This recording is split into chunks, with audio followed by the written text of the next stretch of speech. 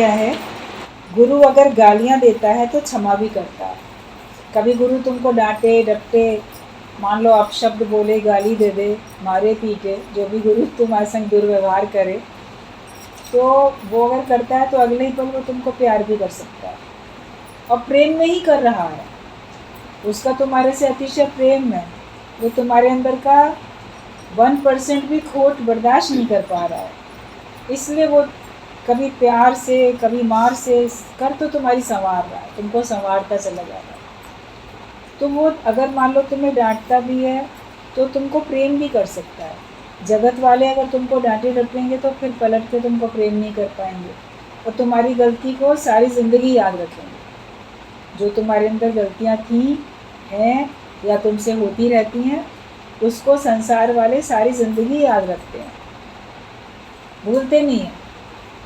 गुरु अगले पल भूल जाता है, क्योंकि तुमको अपना आप करके देखता है, तुमको वो अपना प्रिय आत्मा करके देखता है, इसके लिए वो तुमको अपना आप जान के प्रेम करता है। तो गुरु का बोला जाता है जो उसका गुस्सा भी है वो हमको बहुत मिठाई की तरह मीठा लगना चाहिए, कड़वा नहीं लगना चाहिए। औरों का तो गलत एक्शन भी हमको जो होता है कड़वाहट देता है। इसका ना बॉडी लैंग्वेज से ये घमंड से चल रहा है मेरे आगे, या इसके बोलने से नहीं हाव भाव से लग रहा है ये मेरे से कितनी नफ़रत करता है। कोई ऐसे आपको नफ़रत से देखेगा, आपको बहुत नीची निगाह से देखेगा कि हम बड़े श्रेष्ठ हैं, ये तो बड़ा छोटा है मेरे आगे, पैसे में छोटा है, पद में छोटा है, या ऐसा कर्म करता है कि कोई चपरासी है, कोई ऑफिसर है, तो वो उसका पद है ना, वो उसका काम है। कोई किसी से किसी भी कारण से उसको कम समझता है, और जो पसंद नहीं करता है जिसको, तो उसको देखेगा भी तो ऐसे घृणा से देखेगा कि अगर उसकी निगाह मिल जाए उससे तो उसको लगेगा देखो मुझे कितनी नफ़रत भरी नज़रों से देख रहा है। ना बोलने पर भी वो अपना जता देता है। तो दुनिया में तो ऐसा होता है कि आप किसी को भी देखो तो उनके जो व्यवहार होते हैं, या पीठ पीछे आपकी निंदा कोई करता है, वो आपको तो पता चलती है, लेकिन किसी कारण से आप उसके सामने शो नहीं कर सकते कि तुम मेरी निंदा करते हो। कभी संबंध इस प्रकार के होते हैं, रिश्तेदारी होती है, या उनसे हमारा लेन देन इस प्रकार का होता है। आप नौकरी करते हो, वहाँ पे कोई आपके सीनियर है या कोई जूनियर भी है, तो वो सीनियर लोगों के बड़े बहुत ज़्यादा ख़ास हैं, या कभी किन्हीं लोगों से आपको बिगाड़ के आप नहीं रख सकते, चाहे वो आपसे छोटे भी हैं, आपको उनसे काम लेना है तो आप उनसे बिगाड़ के नहीं रख सकते। तो बहुत सारी बातों को मानते जानते हुए भी आपको इग्नोर करना पड़ता है, मगर अंदर तो उसको आप मिठाई की तरह उसका व्यवहार स्वीकार नहीं कर सकते। अंदर तो वो आपको जैसे जलाएगा, उसका व्यवहार कड़वाहट देगा। बोलते ना, उसकी ये बात सुन के या उसका व्यवहार देख के मेरा मन खट्टा हो गया, मेरे मन में कड़वाहट भर गई। लेकिन गुरु का कैसा भी व्यवहार आपके साथ होता है, आप देखोगे आपके मन में कड़वाहट नहीं भरती है, आपके मन में खटास नहीं आती है, क्योंकि वो हृदय से तुमको प्रेम करता है, और वो आत्मिक प्रेम करता है, हमारी उन्नति के लिए हमसे बात करता है। अहंकारवश कभी हम उसको नहीं समझ पाते हैं, लेकिन जब आप थोड़ा सा भी विवेक आपका खुलता है और आप धीरज के साथ बैठ के जब तुलना करते हो और अपने अहंकार को हटा के जब आप सोचते हो, तब आपको लगता है कि उस परिस्थिति में भी गुरु की तो मेरे प्रति कितनी करुणा थी, कितनी दया थी, कितनी मेरे लिए भलाई थी। अगर उन्होंने कुछ कहा भी तो मेरे अहंकार के कारण से कहा। अपने अहम के कारण, अहंकार के कारण हम दूर होते जाते हैं, सबसे दूर होते हैं। और अगर हम अपना अहंकार नहीं छोड़ेंगे तो हम गुरु से भी दूर हो जाएंगे, भगवान से भी दूर जाएंगे। तो देखिए कितने चले गए, देह का अभिमान रख के कितने लोग चले गए, सत्संग से ही दूर हो गए, भगवान से ही दूर हो गए, और फिर वो अपने आनंद, अपनी शांति से भी दूर हो गए, अपनी भक्ति से, अपनी मुक्ति से भी दूर हो गए, अपनी शक्ति से भी दूर हो गए, उनको सबसे दूर हो जाते हैं। तो गुरु अगर मान लो तुम्हें डांटता है तो तुमको वो प्रेम भी कर सकता है, पहले इतना प्रेम करो, उसको अपना आप जानो, फिर कुछ बोलने के अधिकारी तुम हो।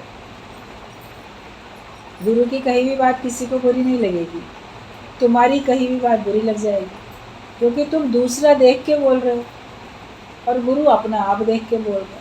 अंतर ये, सबको अपना आप देख के बोलो। जैसे कि दूसरे की मिस्टेक मेरी मिस्टेक है, मैं उस रूप में मैंने गलती की है और उस रूप में मैं अपने को ही सुधार रहा हूँ। तो गुरु के तो किसी भी व्यवहार से हमको कभी भी अश्रद्धा उत्पन्न नहीं होनी चाहिए। तो गुरु गालियाँ देता है तो क्षमा भी करता है और प्रेम भी कर सकता है। जो बाद में कुछ बनेगा वो अहंकार है, जो पहले से ही है वो सच है। आप पहले से ही हो सत्य स्वरूप है। बच्चा धरती पे आता है, पहले से ही वो ब्रह्म स्वरूप है, शुद्ध स्वरूप है, भगवान का एक नया रूप है, भगवान वो रूप धारण करके आया। तो जो पहले है वो सच है, और बाद में उसका नाम रख गया, उसने अपने को जानना शुरू किया, मेरा ये नाम है, मेरा ये आकार है, मैं फलाना हूँ, तो ये अहंकार, वो झूठ है। तो अहंकार तो बाद में आता है ना, अपने आकार का अहम, मैं आकार हूँ, ये तो बाद में आई ना बात। पहले तो बच्चा जानता ही नहीं है कि मैं आकार हूँ कि निराकार हूँ, कौन। तो शुरुआत में तो हर एक ब्रह्म स्वरूप ही होता है, क्योंकि हम ब्रह्म से ही तो आए। ये जीव ब्रह्म है, तू भगवान से आया है। अपने को जीव भी मानते हो तो तुम ब्रह्म स्वरूप हो, और तुम भगवान से ही आए हो, भगवान ने ही तुमको प्रकट किया है, तुम भगवान का ही स्वरूप हो। सूत में सूत की मणियों के सदृश, भगवान से अलग कुछ है ही नहीं। और बाद में जो बनता है, आकार बनता है, उसका नाम होता है, उसका काम अलग होता है, उन सब में अहंकार छिपा होता है। जो पहले है वो सच है, और जो बाद में कुछ भी बनेगा तो वो अहंकार है। फिर ज्ञानी, योगी, ब्रह्मज्ञानी, सन्यासी बनना, ये सब अभिमान है। जो कुछ तुम बनते हो ना, मैं पहले अज्ञानी हूँ, अब मैं ज्ञानी हूँ, तो ज्ञानी भी आप बन गए। मैं योगी हूँ, मैं योग लगाता हूँ, मैं ना ब्रह्म का ज्ञान सुन के अब मैं ब्रह्म ज्ञानी हूँ, तो ब्रह्म ज्ञानी अपने को मानने लग जाते हो, तो ब्रह्म ज्ञानी भी बन गए। ज्ञानी बने, योगी बने, ब्रह्म ज्ञानी बने या सन्यासी बने, हम गृहस्थी थे, हम सन्यासी बन गए। बनना तो है अज्ञान बड़ा। कुछ भी बनो, चाहे ब्रह्म बनो चाहे जीव बनो, मैं ब्रह्म हूँ बन के अगर बोल रहे हो तो वो भी अज्ञान है। उसको बोलना क्या, उसको तो अनुभव करना है। आप अनुभव नहीं करते हो, बोलने में लगे रहते हो। हम तो ज्ञानी हैं, हम तो शुरू से ही ये बात जानते हैं, तो ये हम हमारी अभी तक है बनी हुई, उसमें बनना समाया हुआ दिखता है। अपनी सफाई व्यक्ति देता रहता है। कभी आप किसी को कोई सलाह दोगे और उस सलाह से अगर उसको फ़ायदा पड़ गया तो भी बोलोगे देखो मैंने इतनी अच्छी सलाह दी, इसका फ़ायदा पड़ गया, मेरी सलाह मानी ना इसने, इसीलिए फ़ायदा पड़ा। मान लो तुमने अच्छी सलाह दी और उसने वो अच्छी सलाह नहीं मानी और उसको नुकसान पड़ गया, तो उसको तुरंत जताओगे, देखा देखा मैंने पहले ही कहा था ना ऐसा नहीं करो, देखो तुमने किया ना, तुम्हें नुकसान हुआ। तो वो भी जता रहे हो ना कि मेरी बात ना मानने से तुम्हें कितना नुकसान पड़ गया, तो वो भी तुम बने हुए हो। मानना ना मानना उसकी मर्जी थी। अगर उसने मान लिया तो फिर वो उसी की मर्जी हो गई ना, फिर उसमें अहंकार क्यों करते हो। नहीं माना तो उसकी मर्जी थी, नफ़ा नुकसान तो वो सह रहा है, तुम्हारा तो कुछ नहीं जा रहा। लेकिन हम कुछ बन के बोलते हैं, हम बड़े विद्वान हैं, हम बड़े अच्छे हैं।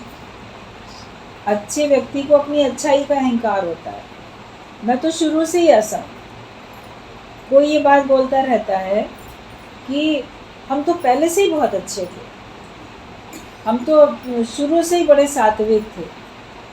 तो ये हम तो है ना तुम्हारी बनी हुई, मैं तो बचपन से ही ऐसा था, मेरे बचपन से ही ऐसे विचार थे।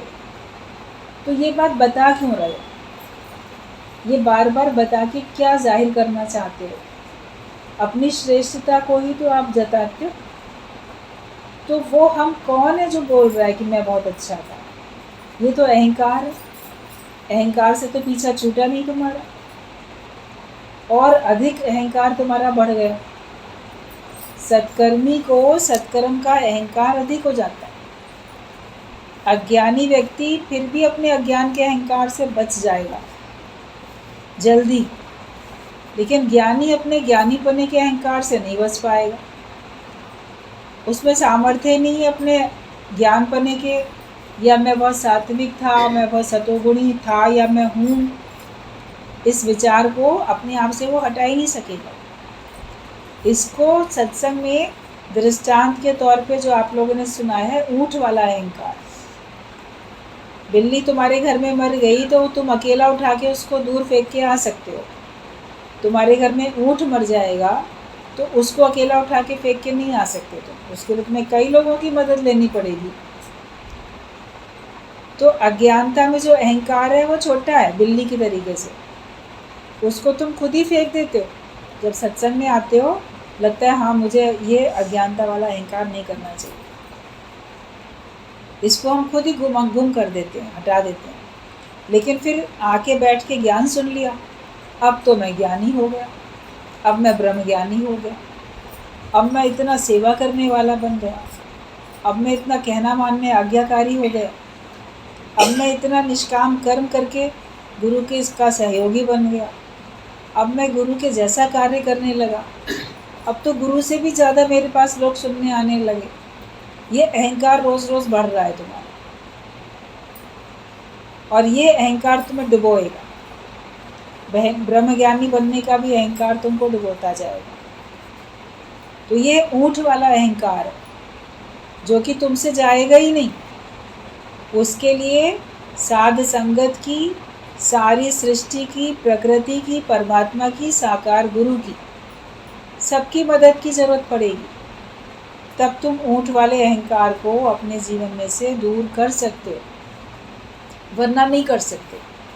अपने अहंकार को पहचानो। तो हर व्यक्ति सत्संग तो बहुत समय से सुनता है और सुनाने भी लग जाता है। गुरु ने कहा है सुनाओ तो सुनाएंगे भी, लेकिन सुनने का भी अहंकार है।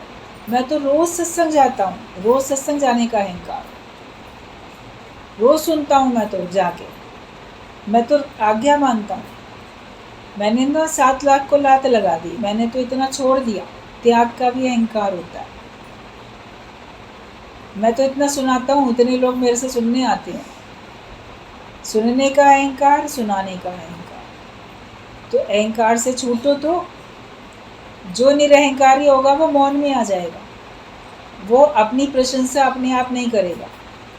आज से सब लोगों को इस बात का ध्यान रखना है कि बताने बैठो तो अपनी प्रशंसा नहीं बताओ, हम ऐसे और हम वैसे।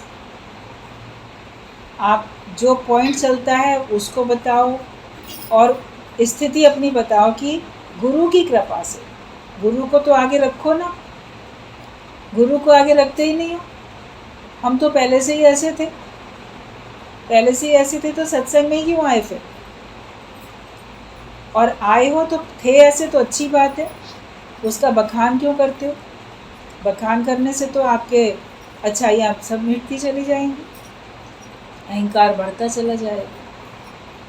अभिमान को पहचानना और उसको दूर करना, वो हम लोगों को सबको आना चाहिए। तो जो भी कुछ हम बनेंगे वो अहंकार होगा, और हम फिर ज्ञानी, योगी, ब्रह्मज्ञानी, सन्यासी बनते हैं। और ये बनना, ये सब अभिमान, आत्मा ही सत्य है, वो निरअभिमानी है।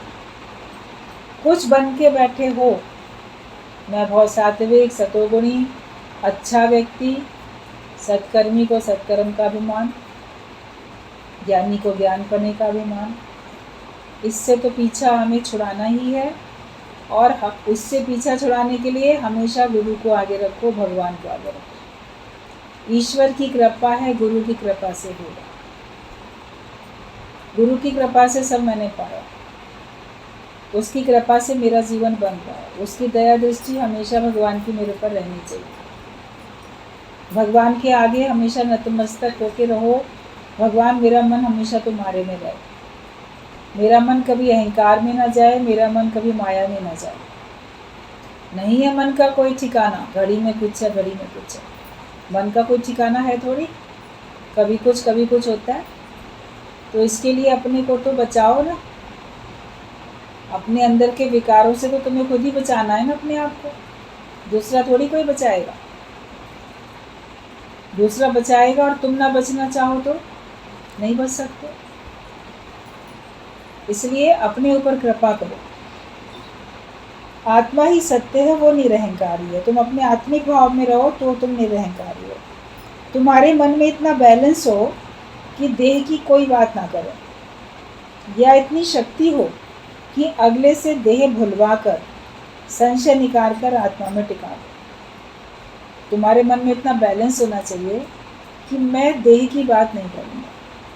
मेरे से कोई देह की बातें, नाम रूप की बातें, संसारिक बातें करता है, मैं नहीं जवाब दूँगा।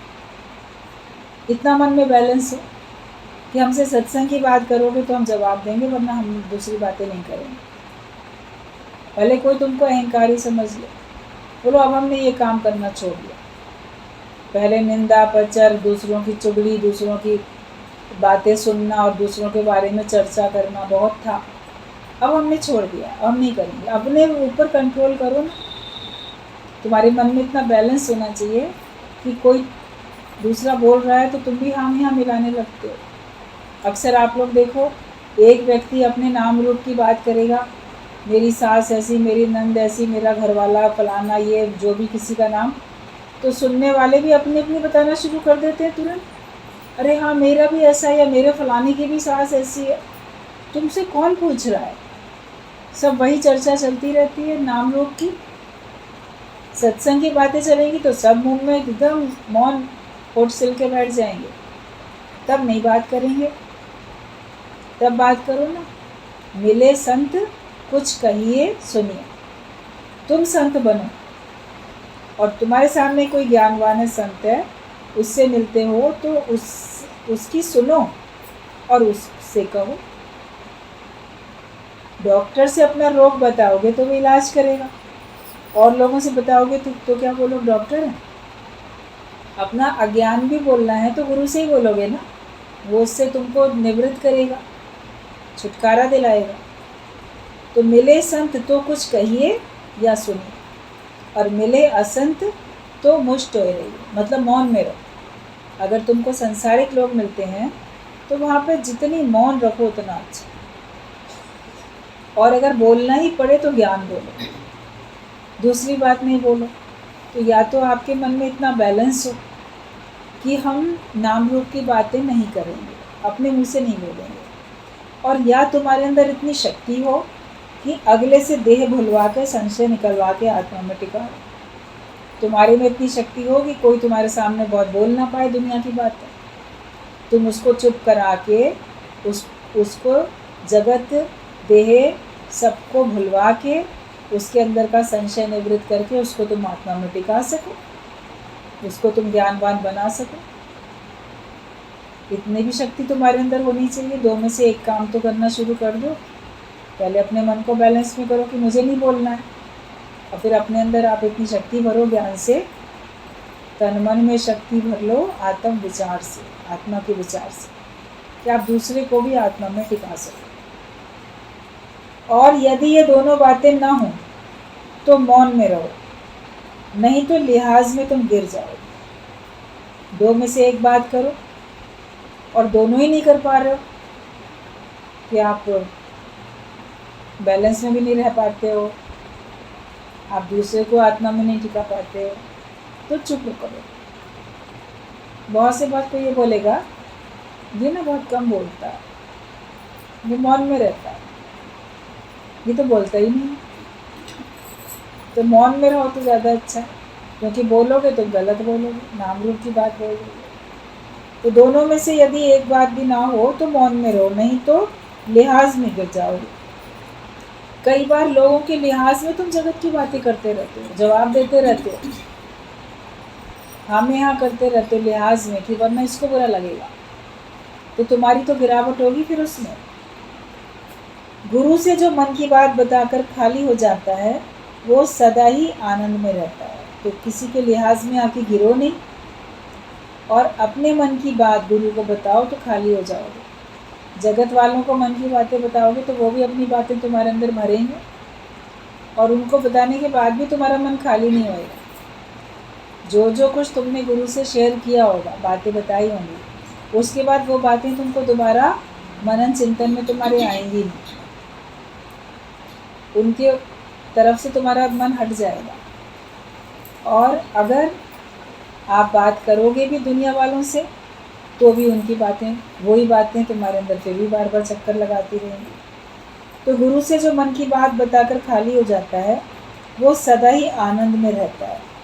पर यदि कोई बात छिपाई कि कैसे कहूँ, ये बात गुरु से कैसे कहूँ, तो हृदय में भेद हो जाएगा, तुम्हारे दिल में फिर भेद हो जाएगा।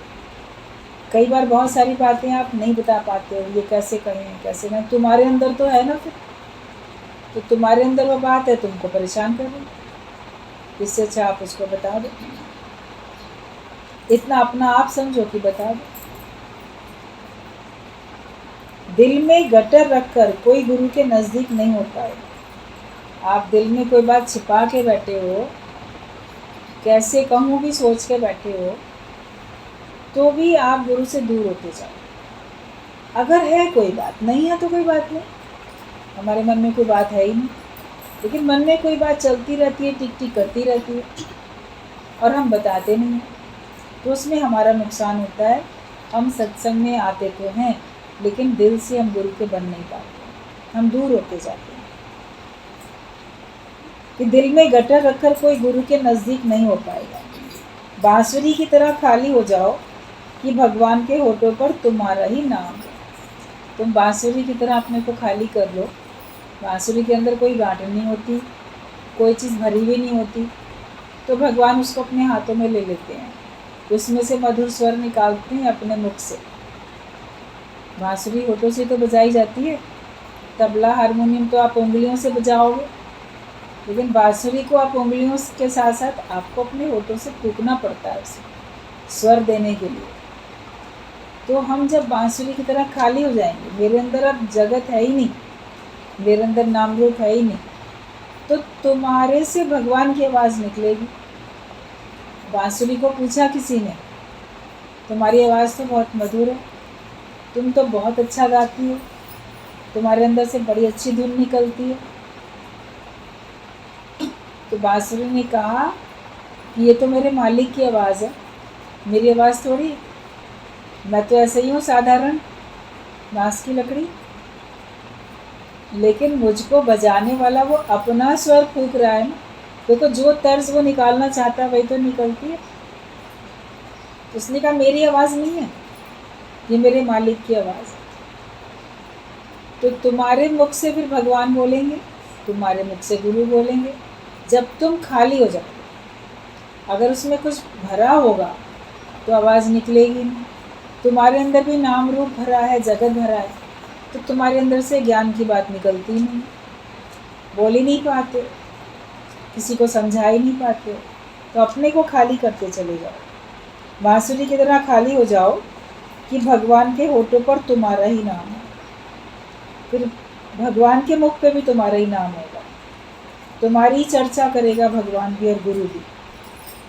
समुद्र कचरे को किनारे पर फेंक कर स्वयं सदैव साफ रहता है। मुर्दा भी डाल दो उसमें तो उसे भी किनारे फेंक देता है। तो इतने विशाल बनो और इतने गहरे बनो, तो तुम्हारे अंदर कोई कचरा टिकेगा नहीं। समुद्र में जो भी कुछ होता है ना, वो उसकी लहरें आके सब किनारे पर फेंक के चली जाती है, अपने अंदर नहीं रखता। नदियाँ भी आप देखो, कई बार किनारे किनारे पे आगे चल के सब छोड़ती जाती है, अपने को साफ करती चली जाती है, जिसमें अच्छा प्रवाह होता है।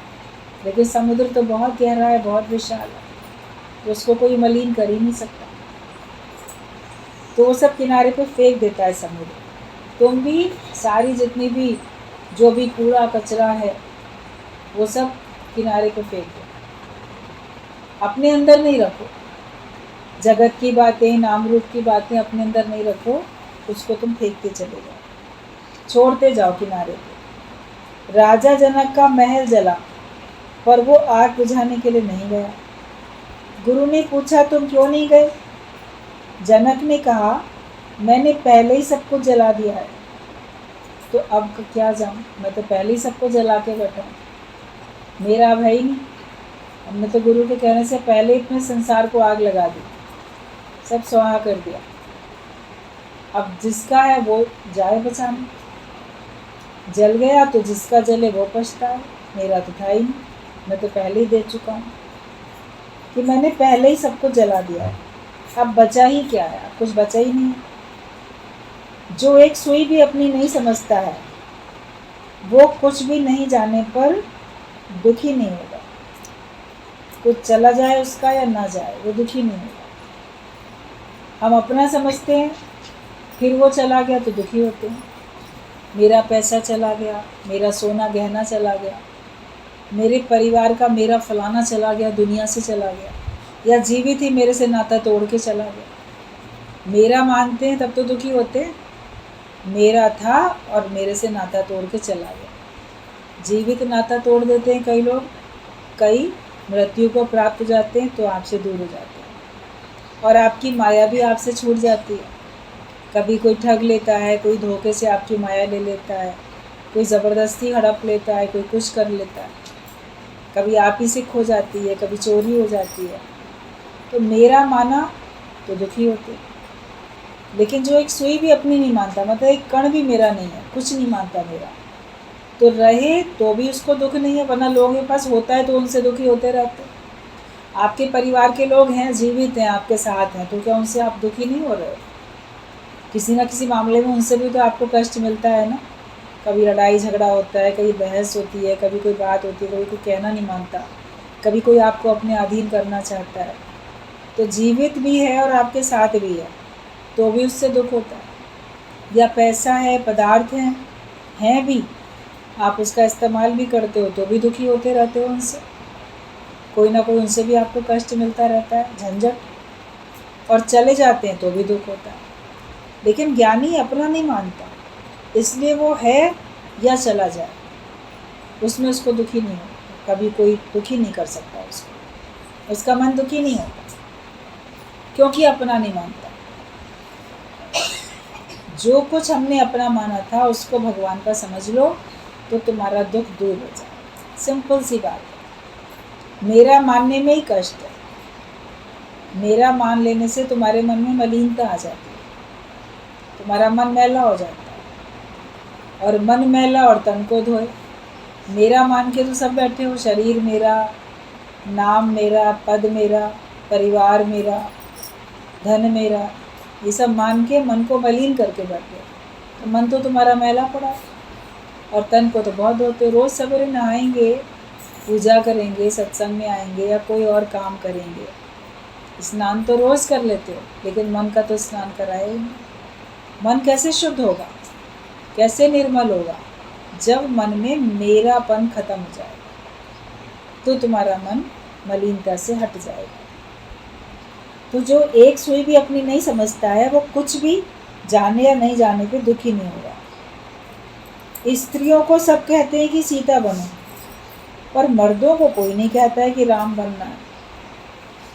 उनको भी तो कहो राम बनो, उनको राम बनने की शिक्षा ही नहीं देते। उसके लिए कौन जिम्मेदार? परिवार के लोग ही तो जिम्मेदार हैं, जो शुरू से लड़कों के ऊपर अंकुश नहीं लगाते, लड़कों को सही सलाह नहीं देते, और फिर उन्हीं के द्वारा दुखी भी होते हैं। तो अगर आप लड़कियों को शिक्षा देते हो कि सीता बनो, तो लड़कों को भी बोलो तुम राम बनो। अगर कोई राम की तरह होगा तो शूर्पणखा कितना भी सुंदर रूप रख के आ जाए, वो लड़का राम होगा तो दूसरी स्त्री में आसक्त नहीं होगा, राम नहीं बनता है। पत्नी के रहते हुए भी दूसरी स्त्रियों में आसक्त होता है, उनसे संबंध बनाता है, उनके चंगुल में फंस जाता है। फिर लोग उन स्त्रियों को दोष देते हैं, फलाने ने ना दूसरे का घर बिगाड़ दिया। ठीक है, वो तो औरत खराब थी, उसने दूसरे का घर बिगाड़ा। वो आदमी खराब नहीं था कि पत्नी के रहते हुए क्यों दूसरी औरत के चक्कर में पड़ा। राम बनने का मतलब तो समझो ना, मर्यादा में पूरा रहना है।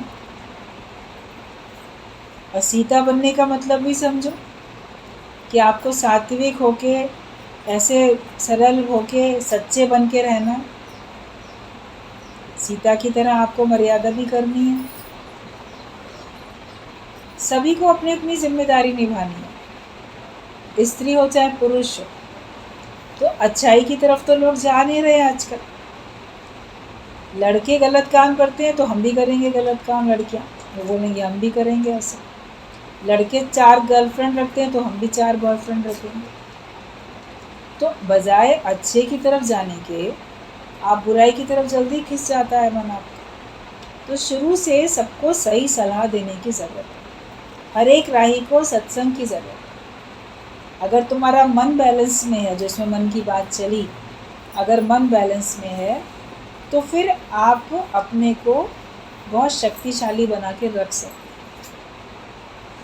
और उतनी शक्ति आपके अंदर हो जाएगी कि आप हर बुराई का खात्मा कर सकते हैं। नवरात्रि में आप 9 दिन तक देवियों का पूजन कर लेते हो, आप ऐसा अपना देवियों का पूजन करते हो नवरात्रि में, और कि हमको शक्ति मिले। अब वो शक्तिशाली देवी, उसने हर तरह के राक्षस का वध किया, अपने में अपनी शक्ति को उसने प्रकट करके उस शक्ति से जितनी बुराइयां थीं उनको समाप्त किया। तो हर एक स्त्री, हर एक लड़की अपनी शक्ति को प्रकट करके, सत्य में रह के अपनी शक्ति को प्रकट करके बुराइयों को तो नष्ट कर सकती है। तो बुराइयों को तो दूर करना है ना, बाहर फैली बुराई दूर करनी है कि अपने अंदर बुराई भर लेनी है कि जो जैसा है उसके संग हमको भी वैसे ही बन के रहना है। हमें तो अपने आप को ठीक बनाना है, लेकिन दूसरे को भी ठीक बनाने की शिक्षा देनी है। और अगर कोई गलत है तो फिर आपको उसकी बुराई को समाप्त करने की शक्ति भी होनी चाहिए। गुरु के अंदर में उसके ज्ञान से शक्ति है, वो वही शक्ति ज्ञान से आपके अंदर बढ़ता है कि आप अपने अंदर बसने वाले सारे अज्ञान का नाश कर सकते हो। सारे अज्ञान का नाश आप कर सकते हो। तो अपने अंदर के अज्ञान को दूर करो। अपने अंदर का ज्ञान हम क्यों नहीं निवृत्त करते? हर एक राही को सत्संग की ज़रूरत है, तो सत्संग में क्यों नहीं सब लोग चले आते हैं? खुद ही नहीं लाओगे सत्संग में लोगों को? अभी तो बच्चे छोटे हैं, अभी से क्या करेंगे जाके? अभी तो पढ़ाई कर रहे हैं, अभी तो नौकरी करनी है, अभी तो पैसा कमाना है, अभी तो दुनिया देखनी है, फिर दुनियादारी इनको करनी है, अभी तो इनको शादियां करनी है, अभी तो घर गृहस्थी बसानी है। उन सब के लिए कोई मना थोड़ी है। सत्संग में ना आपको पढ़ने के लिए मना किया जाए, ना नौकरी के लिए मना किया जाए, ना विवाह के लिए, ना संतान के लिए, ना मर्यादा निभाने के लिए। सबके लिए तो कहा जाता है ना, लेकिन आपको ज्ञानवान भी तो होना है ना साथ साथ। ज्ञान से आपके अंदर में प्रकाश बढ़ता है। ज्ञान अंजन गुरु दिया, अज्ञान अंधेर विनाश। अज्ञान का अंधेरा दूर हो जाता है। अंधेरे में हम ठोकर खाते हैं, अंधेरे में हम भयभीत होते हैं, अंधेरे में हम पाप करते हैं। लेकिन जब ज्ञान का प्रकाश होता है तो ठोकर भी नहीं खाते, भयभीत नहीं होते, और हम पाप भी नहीं कर सकते। इसलिए ज्ञान का सूर्य आपके हृदय में उग जाना चाहिए। सूर्य सारे ग्रहों का जो है स्वामी है, स्रोत्र मेन वही बोला जाता है। सारे ग्रह सूर्य के चारों तरफ चक्कर लगाते रहते हैं, वही मेन है। तो ज्ञान का जो प्रकाश है, ज्ञान का सूर्य है, वो मुख्य है। बाकी सारी विद्याएं चारों तरफ उसके चक्कर लगाएंगी। ब्रह्म विद्या सबसे बड़ी विद्या है, ब्रह्म ज्ञान सबसे बड़ा ज्ञान है। वो हमें मिल रहा है, हमें उस ब्रह्म ज्ञान की करनी चाहिए कदर। तो सब स्त्रियों को तो कहते हैं कि सीता बनो, और मर्दों को कोई नहीं कहता है कि राम बनना है। तो आज से अपने घर के लड़कों को भी शिक्षा देनी शुरू करो। जो भी घर में पुरुष वर्ग है उनको भी शिक्षा दो कि तुमको भी राम बनना है, और स्त्रियों को भी शिक्षा दो कि तुमको भी सीता बनना है। मतलब कि संयमित और मर्यादित और सच्चा जीवन हमको बिताना है। सच्चाई के रास्ते पे हमको चलना है, धर्म के रास्ते पे चलना है, हमको अधर्मी नहीं बनना है। ये पत्र हम लोग का आज पूरा हो